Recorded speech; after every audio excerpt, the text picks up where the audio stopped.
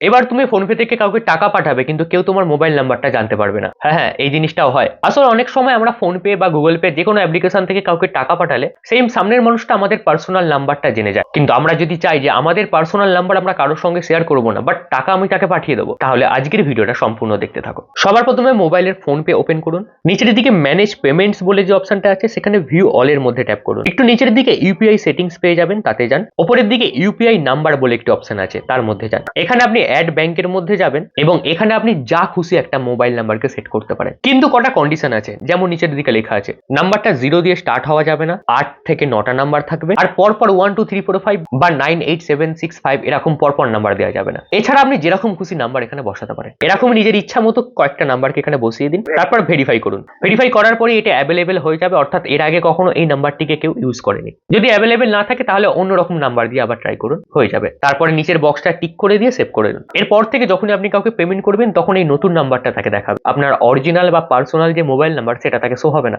কেমন লাগলো সেটিংসটি? এখনই সবাইকে শেয়ার করে জানিয়ে দিন, আর প্রতিনিয়ত এরকম ইনফরমেটিভ ভিডিও পেতে আমাকে সাবস্ক্রাইব বা ফলো করে রাখুন।